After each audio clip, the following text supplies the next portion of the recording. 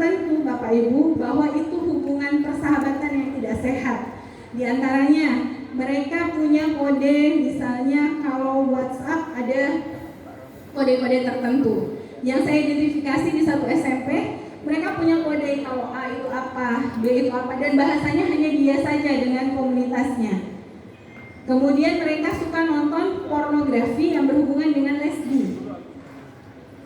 Itu banyak banget. Kemudian yang ketiga, suka melakukan kerja kelompok bareng sampai tidur bareng. Kita mungkin sama jadi orang tua, apa dia sama sahabatnya, jangan, nggak apa-apa. Jangan suruh kunci pintunya, sekali-sekali buka dan lihat apa yang terjadi Bapak Ibu. Ya, karena itu akan berbahaya. Itu kalau yang untuk lesbi yang sudah kami tangani. Kemudian yang untuk free sex itu tadi. Saya nggak bisa bunda, saya tuh kalau melihat dia saya bergetar, saya ingin bersekupuh dengan dia. Bayangkan, Bapak Ibu tahu itu anak kelas berapa? SMP kelas 2. Nah, karena apa? Dari awal sudah dirusak, akhirnya begitu. Kemudian ada juga yang pornografi, cyberbullying tadi. Dia lihat pornografi, begitu melihat pornografi dia puas, setiap hari dia akan nonton film pornografi untuk bisa masturbasi, Bapak Ibu. Bayangkan, luar biasa ya. Dan itu sangat melelahkan. Kalau kita jadi konselornya sangat melelahkan. Jadi pengennya, ya Allah, astagfirullah, luar biasa lah perjuangannya. Kekerasan seksual ini menurut saya lebih dalam bahayanya daripada tadi yang perundungan. Karena yang rusak semuanya, mau alat reproduksinya, mau sifatnya, semuanya luar biasa Bapak Ibu. Jadi mari kita saling kerjasama untuk tidak ada lagi kekerasan ini dalam sekolah kita, dalam lingkungan kita. Dan juga berhati-hatilah Bapak Ibu dengan anak-anak kita, karena HP begitu dekat, lebih dekat daripada anak-anak kita dengan kita. Jadi jangan sampai terjadi. Oke, nah yang harus dilakukan adalah memang harus saling koordinasi, saling kerjasama antara sekolah, lingkungan, dan juga orang tua. Kalau ada kasus segera tangani Bapak Ibu. Cara penanganannya udah diajarkan ya, pasti dengan Bu Vini ya. Atau Bapak Ibu bisa download aturannya, itu jelas apa-apa saja langkahnya. Kemudian yang harus dilakukan kalau memang ada guru BK, lakukan konseling mendalam. Konselingnya tidak hanya dengan anaknya, tapi juga dengan orang tua, dengan teman-temannya.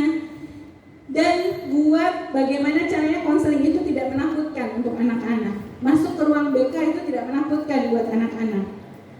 Dan benar-benar bisa menerima. Kalau memang mereka korban kekerasan atau pelaku kekerasan, coba kita belajar menerima.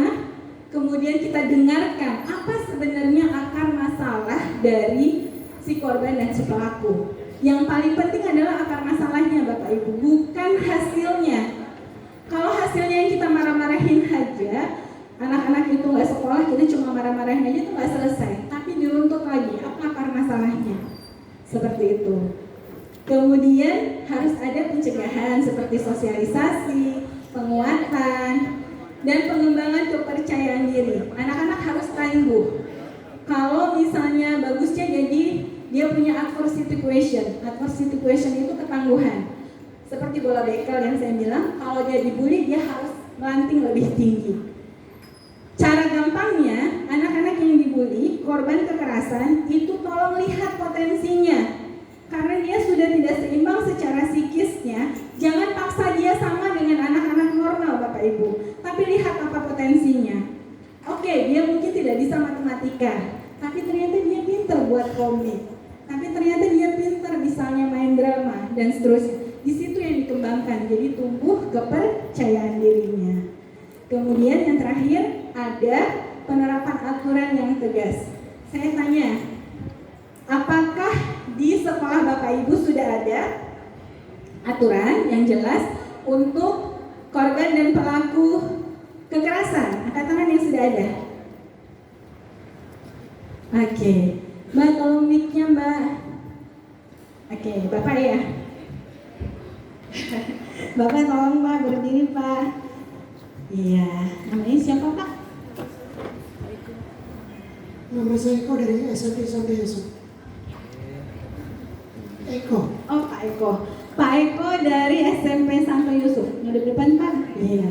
Tolong Bapak ceritakan dan jelaskan aturan apa yang sudah dilakukan untuk mungkin untuk pelaku atau mungkin korbannya. Silahkan. Kalau aturan presisnya itu di salah satu aturan kepegawaian itu ada sanksi bahwa ada peringatan tingkat kedua terhadap tindak pidana pelaku kekerasan atau ancaman, itu langsung kalau berhubungan dengan siswa langsung dikeluarkan dari yayasan. Kalau untuk siswa ada di tata tertib. Demikian. Untuk persisnya. Iya, tepuk tangan buat Pak Eko. Benar ya, ibu-ibu ya? Aturan dan sanksi tegas itu di sekolah kami yang pertama ya, itu memang ada aturan yang tertulis yang disepakati oleh semua warga sekolah. Jadi di setiap aturan itu ada poin-poinnya. Jadi mulai dari yang pelanggaran kecil sampai yang tindakan kekerasan baik fisik maupun seksual ini nanti diakumulasikan poinnya, ada tindak lanjut lagi. Kemudian apabila memang ada siswa yang terindikasi menjadi korban, itu kami sudah membuat untuk call centernya itu untuk yang paling sederhana yaitu dari nomor HP sekolah office, bekerja sama dengan Satgas TPBK Cipinang Batam bersama guru BK. Nah, itu kami akan membantu menangani kasusnya. Terus juga setiap awal tahun pembelajaran atau MPLS, kami juga selalu membuat kesepakatan tanda tangan anti kekerasan untuk seluruh siswa baru. Dan itu juga berlaku sama dengan siswa kelas 8 dan 9. Jadi setiap tahun kami itu selalu mengingatkan anti kekerasan baik seksual maupun psikis maupun fisik. Nah, untuk berkaitan dengan center tadi, kalau memang di sekolah dirasa memang perlu bantuan, kami berkoordinasi dengan pihak-pihak yang memang menjadi rekan atau mitra mitra seperti puskesmas yang terdekat atau kepolisian, mungkin yang tertinggi lagi kepada KPAI Kabupaten Bangka. Terima kasih. Oke, terima kasih. Tepuk tangan buat sekolah. Dilakukan mewajibkan pengikutnya untuk ikut apa kata dia, mau itu benar atau tidak benar. Jadi, tapi rata-rata kalau dia pelaku bukan orang yang benar ya. Jadi dia punya geng, dominasi, kemudian biasanya gengnya itu diajak untuk melakukan hal yang negatif. Jadi memang anak ini powerful. Sebenarnya ini peluang Bapak Ibu, peluang karena dia adalah calon pemimpin. Cuma tinggal kita arahkan. Memimpinnya bukan untuk membuli orang lain, memimpinnya untuk mempengaruhi orang lain ke arah yang baik. Kalau ada pelaku seperti ini, tugasnya kita adalah kembangkan potensi memimpinnya, tapi kasih wadah yang benar, kasih tahu cara yang benar, seperti itu. Bisa? Itu ciri yang awal. Kemudian, kalau untuk kekerasan seksual, Bapak Ibu, ini benar-benar pembunuh darah dingin ya, nggak kelihatan Bapak Ibu, nggak kelihatan. Apakah kalau misalnya dia adalah pelaku seksual terus nanti dia bajunya menor, bajunya dandannya menor gitu ya, bajunya seksi, enggak, bukan seperti itu. Justru malah kadang-kadang mereka dibalut dengan hal-hal yang baik seperti itu. Nah kemudian gimana Bu deteksinya? Kalau dia pelaku atau bukan kayak gitu yang berhubungan dengan seksual. Deteksinya memang kita harus menyelidik lebih dalam. Kalau memang di sekolah ada kalau kita menyita HP ya, dari sana dilihatnya. Kemudian bisa dilihat juga bagaimana kedekatan dia dengan sesama jenis atau dengan lawan jenis.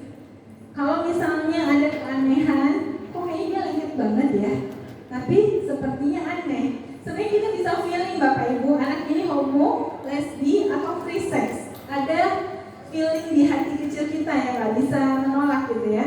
Nah kemudian yang harus dilakukan adalah dari ciri-ciri pelaku ini mendekati. Biasanya guru BK yang punya tugas. Guru BK harus mendekati lebih mendalam dengan cara wawancara dan observasi atau konseling yang mendalam. Tapi jangan buat dia jadi tertekan. Mungkin konselingnya bisa sambil ngopi, bisa sambil jalan, kayak gitu ya. Jadi akhirnya dia tertekan. Kemudian benar Bapak, apakah ada pengaruh keluarga? Ada Bapak Ibu. Karena di alam bawah sadar seseorang itu akan kemudian bangkit lagi untuk menjadi sosok pribadi di dalam kehidupannya ketika dewasa. Misalnya, masih kecil dia lihat orang tuanya sering bully dia, maka dia tahu, oh berarti kalau begitu, kalau saya sudah besar, nanti saya akan bully orang juga seperti ayah dan ibu saya. Bisa seperti itu. Atau kalau korban kekerasan, selama ini dia mungkin dipukul, kemudian dibentak, dan dia merasa bahwa dia merasa tertekan. Otomatis di sekolah dia melakukan hal yang sama. Dia bentaklah temannya, dia pukullah temannya. Bisa seperti itu. Tapi tidak 100% ya Bapak Ibu. Masih banyak juga anak-anak dari korban keluarga itu bisa jadi orang yang baik. Nah, jadi memang untuk deteksi cirinya Pak Eko harus komprehensif. Nggak bisa cuma lihat ciri-ciri luar saja. Harus dideteksi lagi bagaimana keluarganya, deteksi lagi bagaimana dia di SD dulu, deteksi lagi kalau memang perlu untuk lakukan psikotes, screening untuk dites apakah dia punya indikasi, dan itu tesnya panjang, tidak 1-2 tes saja, bisa ke rumah sakit jiwa, bisa ke lembaga profesional seperti kami, bisa seperti itu. Nah itu mungkin ya Eko ya, semoga bermanfaat. Kemudian yang kedua, tanda-tanda LGBT ini kayaknya mirip ya. Kalau LGBT Bapak Ibu, L-nya itu lesbi ya. Kalau lesbi, ini dia punya kedekatan dengan teman perempuannya sangat dekat. Sangat dekatnya itu sudah terlalu melampaui batas. Misalnya tidur bersama, selimut bersama, mandi bersama. Kemudian bukan hanya sekedar kayak kita ya, jalan-jalan sama teman, tapi lebih dari itu. Bisa dilihatnya gimana? Homo juga seperti itu ya Bapak Ibu ya. Bisa dilihatnya dia nggak bisa dipisahkan, benar-benar nggak bisa dipisahkan. Kalau kerja kelompok cuma mau sama itu saja. Kalau jalan cuma mau sama itu saja. Kalau pergi kemana-mana hanya itu saja. Kita mencoba buat dinamika kelas, dia kita pisahkan sama temannya itu dia nggak mau. Maunya sama dia aja. Seperti itu. Nah itu mungkin ada indikasi Bapak Ibu boleh telusuri lagi lebih dalam yang lainnya. Kalau Bapak Ibu punya anak di rumah, anak kandung, dan punya indikasi seperti itu juga harus dideteksi. Nah, kemudian yang lebih susah dideteksi adalah biseksual. Biseksual ini dia punya pacar lawan jenis, tapi dia juga punya pacar lesbi dan homo. Jadi dia punya pacar yang lawan jenis untuk menghilangkan jejak dari homo atau lesbinya. Kalau dia berumah tangga, dia sudah punya istri dan suami, tapi dia juga punya pasangan homo dan lesbi, itu ada. Dan nyata Bapak Ibu. Ya, 09 bisa. Luar biasa, Masya Allah. Silakan. Perkenalkan, nama saya Erik Puspitasari dari SMP 3 Bakal. Nah, di sini saya ingin bertanya Bu, bagaimana cara mengoptimalisasi ataupun trik tips dari Ibu mengenai sesi konseling yang bisa menimbulkan kenyamanan terhadap siswa dan agar sesi konselingnya itu juga terbangun. Oke, terima kasih Mbak Sari ya. Happy. Oke, Bapak Ibu boleh berempati itu bisa merasakan apa yang dirasakan oleh anak-anak kita. Apakah dia pelaku, apakah dia korban. Jadi Bapak Ibu harus mendengarkan dengan tulus ceritanya. Jangan baru dia bilang, iya saya kesel banget, makanya saya bully dia. Kamu tuh tahu nggak itu salah, betul-betul. Jangan gitu, tapi dengarkan dulu. Kenapa dia seperti itu? Soalnya saya sering lihat ayah saya juga suka bully mama saya misalnya. Berarti kan sebenarnya akar masalahnya di keluarga. Ini Bapak Ibu harus dengarkan sampai tuntas apa sebenarnya masalah pelaku atau korban ini. Apa akar masalahnya? Setelah mendengar dengan baik, berempati, Bapak Ibu bisa menjadi cermin. Kalau cermin itu kan kalau kita kesini dia juga kesini, kalau kita senyum dia juga senyum ya. Jadi cermin itu balikin lagi. Oke, Bapak Ibu paham. Katakan, saya paham, saya bisa merasakan apa yang kamu rasakan. Coba sekarang, Ibu ingin tahu, apa sih alasanmu? Kayak gitu kan. Tapi jangan nada marah. Kalau sudah nada marah, nada menjudgment, nada jadi hakim atau polisi, anak itu tidak akan bercerita pada Bapak Ibu. Dia akan takut, dia akan iya aja, dia akan suruh tanda tangan aja bahwa tidak melakukan, tapi nggak selesai. Karena Bapak Ibu tidak menyelesaikan akar masalahnya. Jadi yang harus dicari adalah akar masalah Bapak Ibu. Contohnya, kita sering marah kalau anak bolos. Kamu nih bolos terus, mulai besok nggak boleh bolos. Sekarang tanda tangan kontrak ya, kalau kamu bolos maka kamu dikeluarkan dari sekolah. Sering begitu? Kenapa tidak tanya, kenapa bolos nak? Oh, saya nyuapin kakek saya yang sudah sakit keras. Jadi saya harus nyuapin tiap pagi dan itu membuat saya terlambat. Berarti kan akar masalahnya di kakeknya. Ada nggak rasa bersalah kalau kita langsung marah-marah? Ada kan? Nah, jadi kita, oh kalau begitu kakeknya butuh orang lain selain anaknya. Tanya kakeknya, cari orang lain seperti itu Bapak Ibu. Intinya, kemudian nanti sesi konselingnya kita akan praktek Bapak Ibu. Akan praktek di kelompok masing-masing. Nanti saya akan kasih tahu ini cara yang bagus, ini yang tidak bagus. Jadi Bapak Ibu punya oleh-oleh. Kemudian yang dari Mbak Zeti, bagaimana kalau keluarga bapak kandung itu memperkosa anak kandung sendiri? Apa yang harus dilakukan? Tips pencegahannya Bapak Ibu, jangan satukan tidur anak kita yang sudah pubertas dengan ayahnya. Tips yang kedua, infokan ke anak kita bahwa ada bagian-bagian tertentu yang tidak boleh dilihat oleh siapapun. Kalau dulu aturannya oleh orang lain, ayah bunda boleh lihat, nggak boleh lengkap, nanti jadi salah. Orang tua mikirnya kita fitnah, gitu kan, jadinya malah kemana-mana.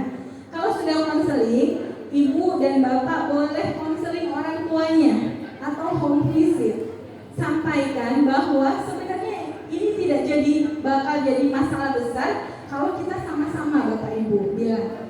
Kalau orang tua sama sekolah kita sama-sama bekerja sama. Dan ini hanya untuk konsumsi kita. Kadang orang tua takut malu kalau ternyata aib itu nanti akan menyebar dan diketahui oleh semua orang. Jadi Bapak Ibu harus sampaikan bahwa ini rahasia kita sama-sama berjuang untuk memperbaiki anak ini. Kayak gitu. Kalau itu sudah terjadi itu lebih baik. Dan kalau bisa selesaikan dulu masalahnya. Kadang-kadang kita mengajarkan anak-anak itu bukan untuk menyelesaikan masalah, tapi lari dari masalah. Ada masalah pindahkan, ada masalah pindahkan. Di sana nanti dia gitu lagi. Kenapa nggak selesaikan dulu masalahnya?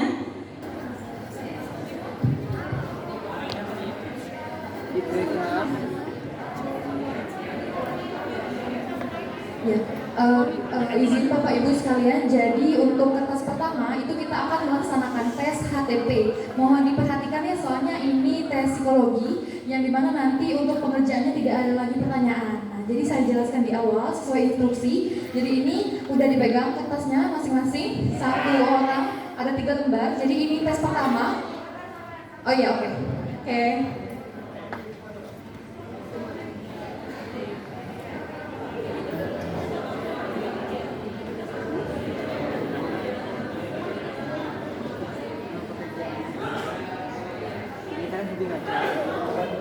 Mereka lebih konflik. Tidak apa-apa nggak?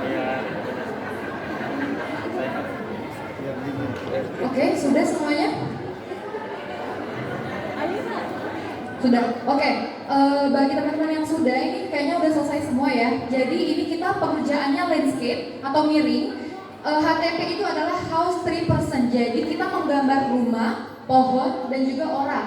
Nah, teman-teman, Bapak Ibu sekalian boleh menggambar langsung di sini rumah, pohon, dan juga. Oh iya, oke. Iya, boleh bertanya lagi nanti. Ya.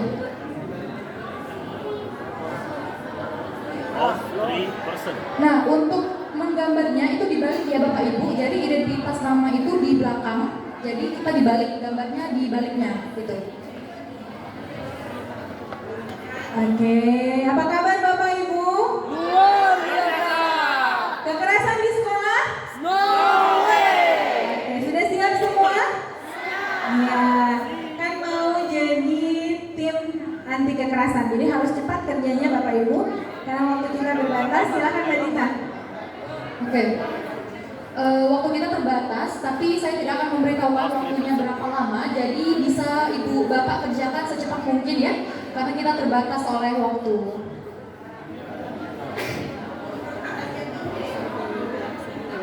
Oke, sekali lagi pengerjaan tesnya ini merupakan tes HTP, jadi house, 3 person, rumah, pohon, dan juga orang.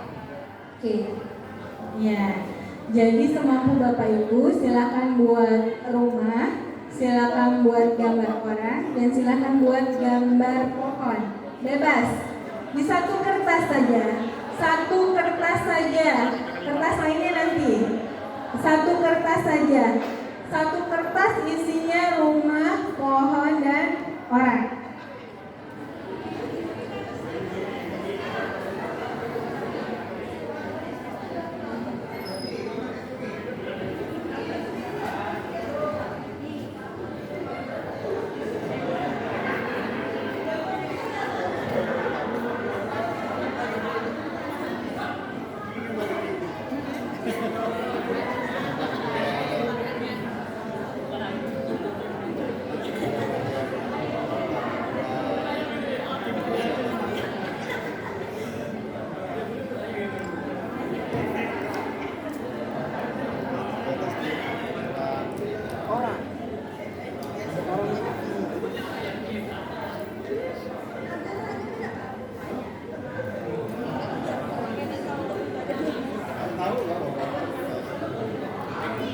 Tipe apa gitu kan.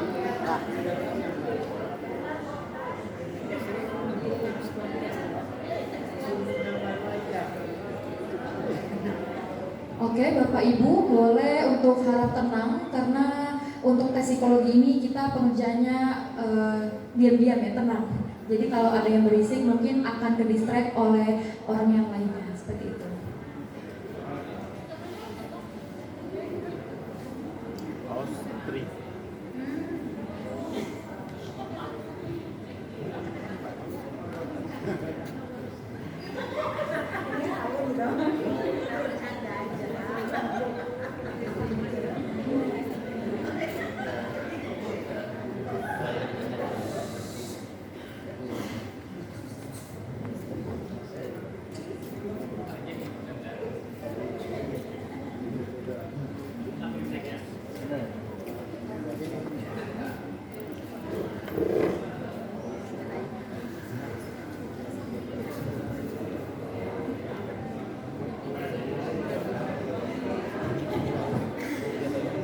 Oke Bapak Ibu sekalian, jadi diinformasikan sekali lagi bahwa tes psikologi ini tidak ada benar atau salah ya. Jadi Bapak Ibu sekalian bebas untuk menggambar pohon seperti apa, rumah seperti apa, dan juga orang seperti apa.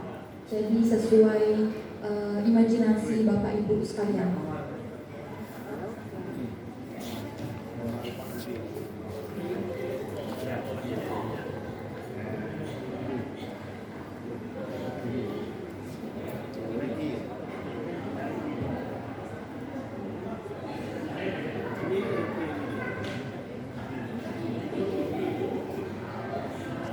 Yang sudah menggambar, tolong tuliskan deskripsinya. Itu gambar apa? Diceritakan gambarnya. Diceritakan gambarnya. Kan ada gambar orang, gambar pohon, sama gambar rumah. Bapak Ibu ceritakan. Boleh cerita apa gitu. Itu ceritanya di ngapain.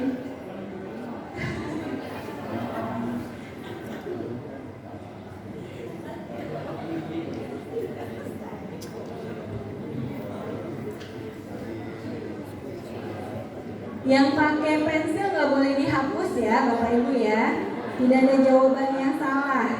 Jadi nggak boleh dihapus. Kalau dihapus nanti nggak kelihatan.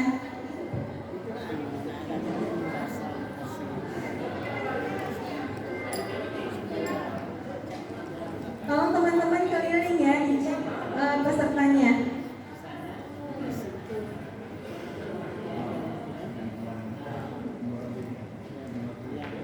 Kalau sudah ditulis ceritanya, boleh diceritakan? Iya, di dalam kertas itulah, di bawah kertasnya, di bawah gambarnya, ditulis, diceritakan. Habis body loh. Ya gitu kan juga sama ini.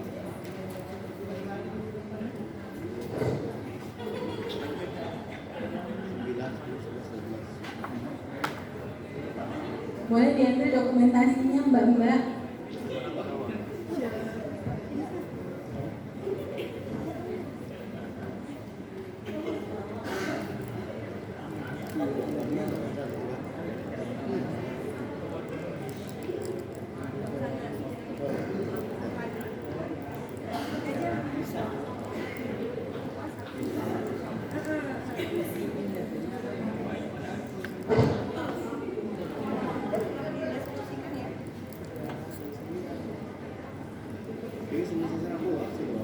Oke, waktunya habis. Belum ya, 1 menit ya.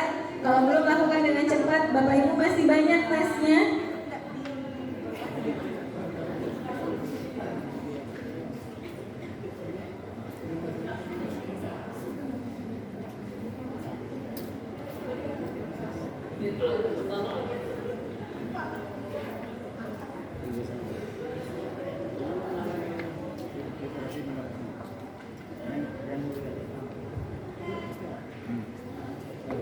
Jangan lupa Bapak Ibu yang sudah menggambar boleh untuk dituliskan deskripsi atau cerita dari gambar yang dibuat.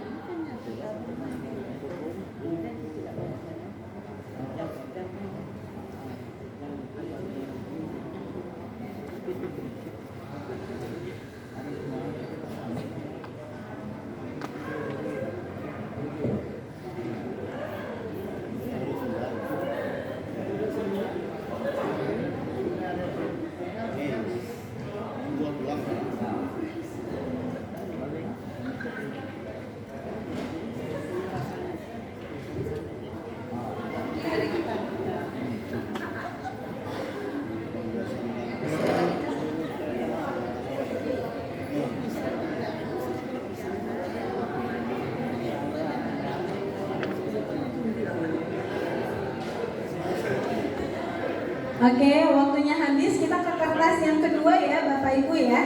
Yang belum selesai segera diselesaikan. Tapi perhatikan dulu instruksi di kertas yang kedua. Oke Bapak Ibu, kita mulai dari kertas yang kedua. Apakah sudah ditulis identitasnya? Sudah. Oke, kalau sudah silakan balikan kertasnya sehingga Bapak Ibu menemukan halaman kosong seperti ini. Sudah? Silakan. Tugas Bapak Ibu kali ini adalah menggambar orang. Bebas. Bebas. Coba perhatikan instruksinya. Tugas Bapak Ibu kali ini adalah menggambar orang atau manusia. Yang tidak termasuk adalah public figure, stick, dan lain-lain. Silakan Bapak Ibu menggambar dari sekarang.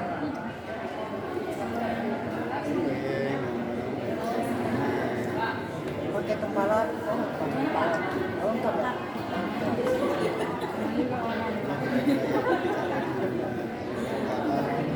Di. Jadi lo gambar orang ini. Lo gambar kan? Lihat yang bebasnya. Coba semuanya perhatikan instruksinya ya. Tidak ada pertanyaan lagi. Silakan Mbak. Saya ulang ya Bapak Ibu. Bapak Ibu sudah menuliskan identitas? Kemudian silakan balikan halaman kertasnya sehingga menemukan lembar kosong seperti ini. Sudah? Tugas Bapak Ibu adalah menggambar orang. Silakan gambar orangnya, namun tidak boleh menggambar tokoh kartun, stick figure dan lain-lain. Silakan menggambar. Siapa Pono?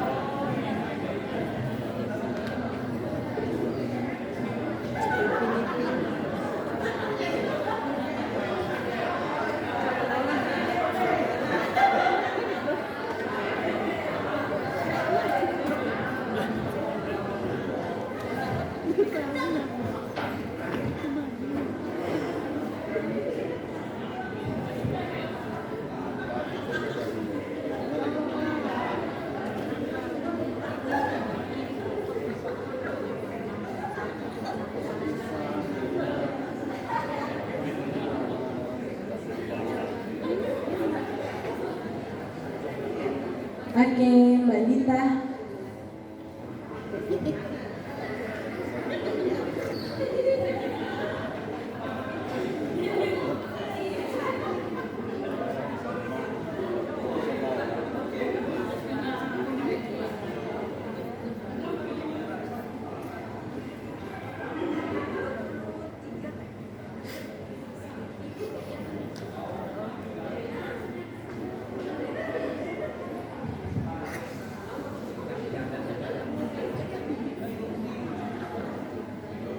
Ratus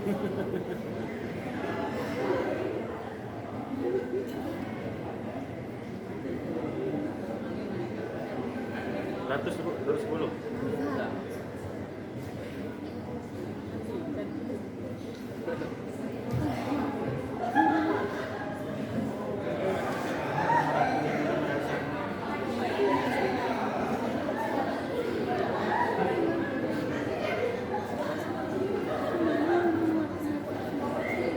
Bapak Ibu, apakah sudah? Jika Bapak Ibu sudah selesai, silakan menuliskan nama yang digambar, kemudian umurnya berapa, jenis kelaminnya apa, laki-laki atau perempuan, kemudian aktivitas apa yang sedang ia lakukan sekarang. Saya ulangi, pertama silakan Bapak Ibu menuliskan gambar apa yang Bapak Ibu gambar atau namanya, kemudian umur, jenis kelamin, dan aktivitas apa yang sedang ia lakukan.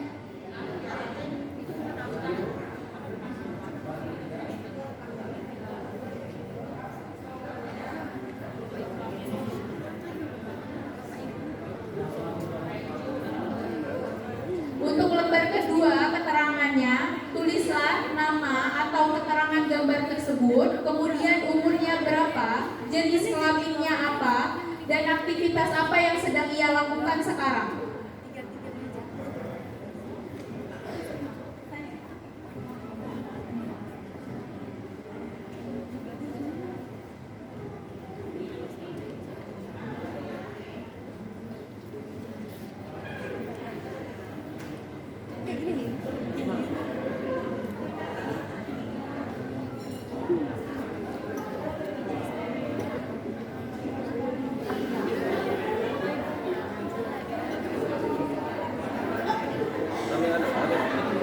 Bapak Ibu, apakah sudah?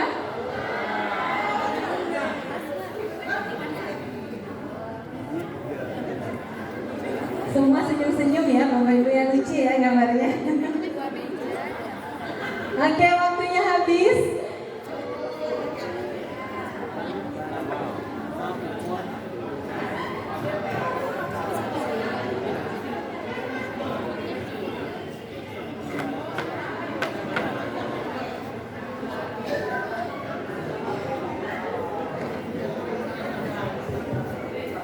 Oke, lanjut.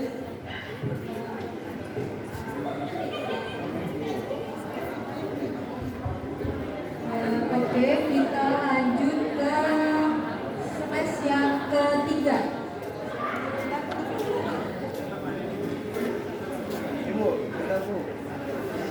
Baik, kita lanjut ke tes yang ketiga ya, Bapak Ibu.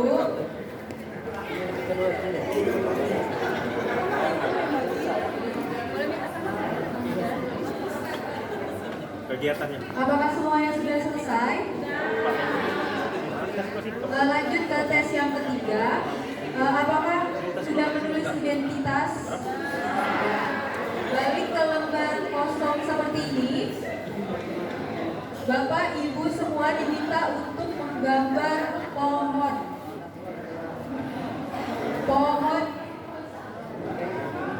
Pohon berkayu atau pohon berkambium. Berakar. Jadi Bapak Ibu semua diminta untuk menggambar pohon berkambium atau berkayu. Boleh. Sudah Bapak Ibu?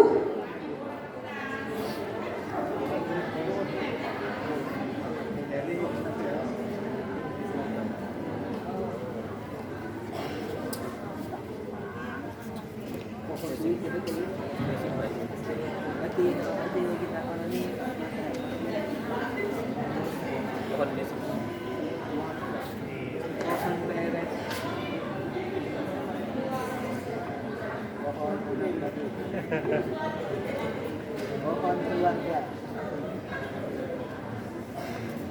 Malah. Wow, Pohon Boleh dihapus. cabang-cabang.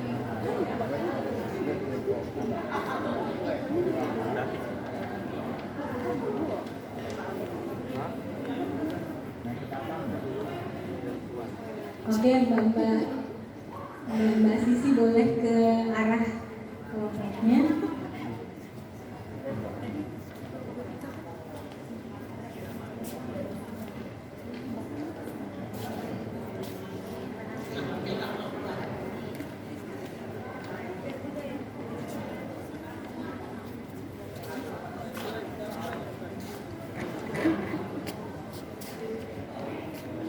Apakah sudah selesai? Belum.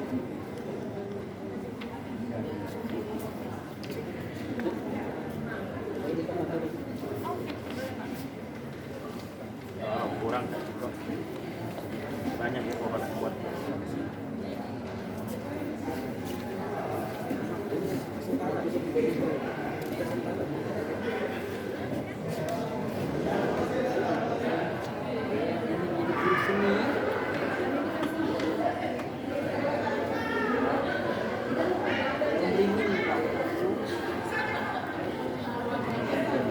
Oke, kalau sudah, letakkan alat tulisnya Bapak Ibu. Oh iya. Nama pohonnya jangan lupa ya ditulis pohon apa di bawah gambar pohonnya. Ya, nama pohonnya silahkan. Bencana.